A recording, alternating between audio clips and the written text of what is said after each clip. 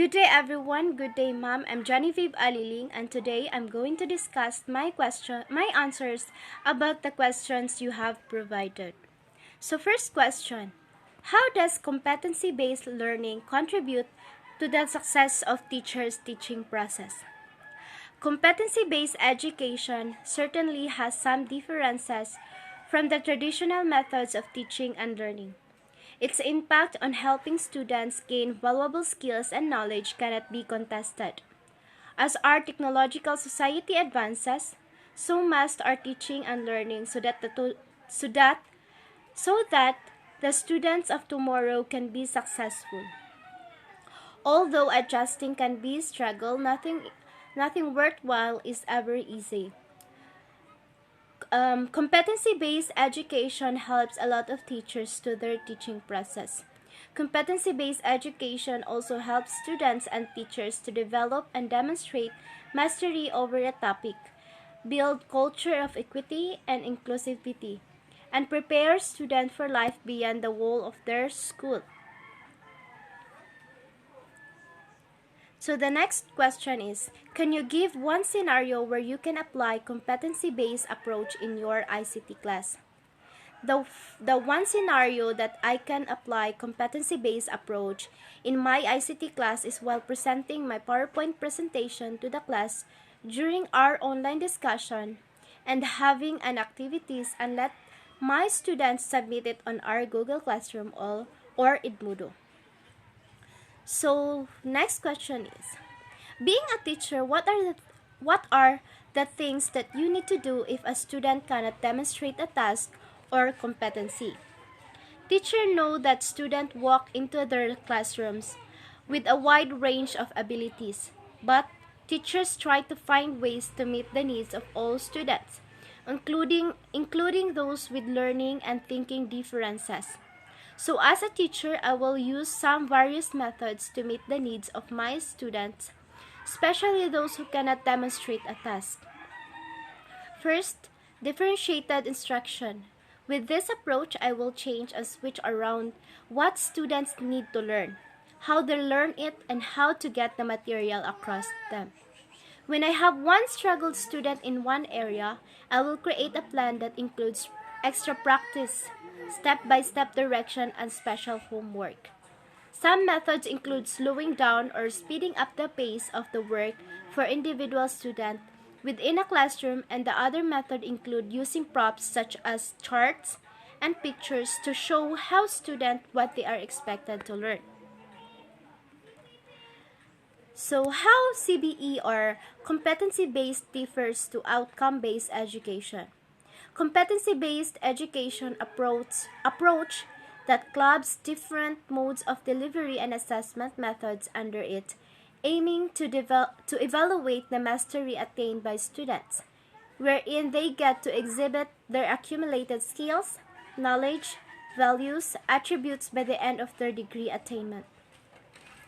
Outcome-based education is an umbrella term encompassing student-centric instruction that aims at evaluating students' outcome upon the completion of specific programs. In an OBE or outcome-based education, the gradual attributes or the skill sets to be acquired is predefined even during the beginning of the course, and the students are expected to achieve the required parameters. Through outcome-based education, shook the traditional method, it created a huge impact on the educational landscape. Thanks to the outcome-based education, most of the institutions today focus on student learning outcomes and measure students by what they learn and not by what is taught. So, based on our discussion, explain in your own how CBE differs to the traditional education in terms of grading system, structures, and its learning outcomes. Traditional grading systems are made up of test scores, assignments, and behavior. Competency-based education scores are based on the performance level of each student without bias.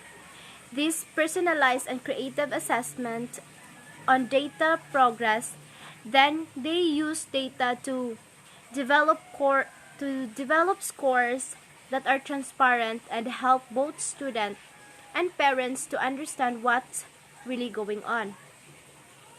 Structures in traditional education, the year is set in advance for every student. Thus, at the end of each unit, every student must move forward, whether or not they fully understand the material or have mastered the necessary skills. All students in a classroom must be the same age. On the other hand, competency-based education is flexible to the students and where they are in the learning process. That means a student are given the support they need individually to move forward and master the subject and inherit skills. Instead of moving forward based on age, students move forward based on where they are and what they are capable of. So learning outcomes are focused on memorization and comprehension with the goal of passing rates. In competency-based learning, the focus is placed on deep understanding that is demonstrated through application.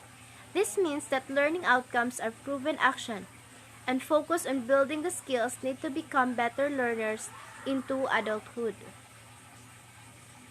So the last question is, explain the passage by Ruth Stein. Competency-based learning focuses on the mastery of skills by articulating clear learning outcomes and ensuring that the students are supported to achieve these outcomes. Competency-based learning begins by identifying specific competencies or skills and enables learners to develop mastery of each competency or skills at their own pace, usually working with a mentor. Learners can develop just the competencies or skills they feel they need, for which increasingly they may receive a badge or some form of validated recognition, or can combine a whole set of competencies into a full qualification such as certification, diploma, or increasingly a full degree. According to Ruth Stein, competency-based learning focuses on the mastery of skills by articulating clear learning outcomes and ensuring that the students are supported to achieve these outcomes. So this means that students need to learn more in mastery of skills because it is more important, and turn the competency-based learning as an experience because it allows learners to achieve more in school. So that would be all, and thank you and God bless.